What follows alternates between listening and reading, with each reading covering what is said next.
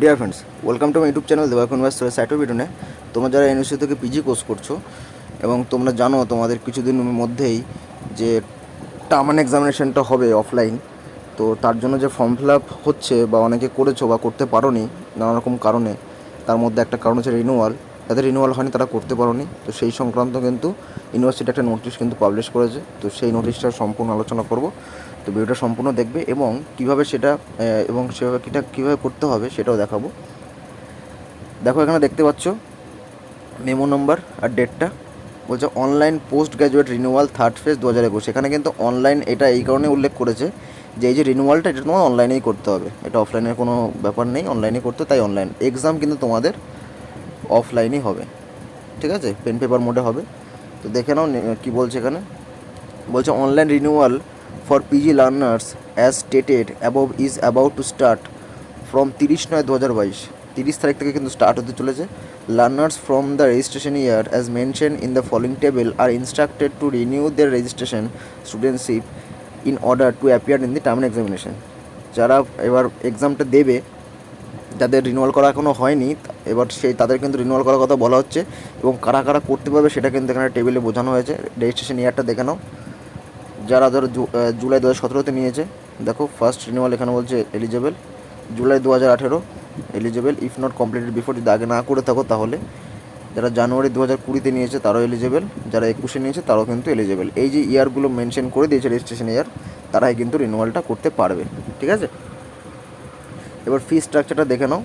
কোর্সগুলো দেখো, যাদের Bengali, English, history, political science, MCom, public administration, English language, teaching and education এগুলো আছে, তাদের পড়বে 4,400 টাকা, ঠিক আছে।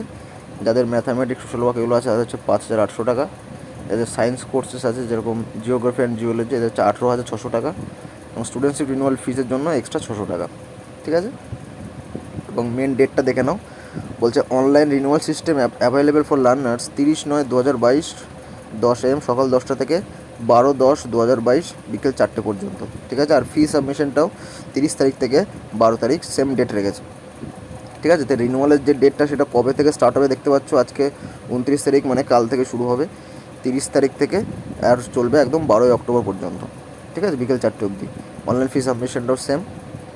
এবার এটা তোমরা কীভাবে করবে সেটার জন্য কিন্তু একটা জারি করে দেওয়া হয়েছে এর সাথেই, দেখে নাও স্টেপগুলো কীভাবে করে। সবার প্রথম বলছে ভিজিট রিনিউয়াল ওয়েবসাইট। আগে তোমরা ওয়েবসাইটে যাবে WBNSOU admission.com, ঠিক আছে। এই যে ওয়েবসাইটটা এখানে বলে দেওয়া হয়েছে, এখানে যাবে প্রথমে, সেখানে গিয়ে ফিল আপ করতে হবে আগে যেগুলো তোমাদের বলবে, ধরো তোমাদের এনরোলমেন্ট নাম্বার, নাম, ডেট অফ বার্থ এসব আগে করবে। তোমাদের ইলেকটিভ সাবজেক্ট কী আছে সেটাও দিতে পারে। তো সেখান থেকে তোমাদের পে করতে হবে, ঠিক আছে। যাদের ফোনের সঙ্গে ব্যাঙ্ক অ্যাকাউন্ট লিঙ্ক করা আছে, যেরকম পেটিএম আছে, ফোনপে, গুগল পে, তারা করতে পারে ফোন থেকে। আর যদি ফোন থেকে করতে তোমরা না পারো, মনে হয় ভুল হতে পারে, তাহলে তোমরা কোনো সাইবার ক্যাফে থেকে করে নিও, ঠিক আছে।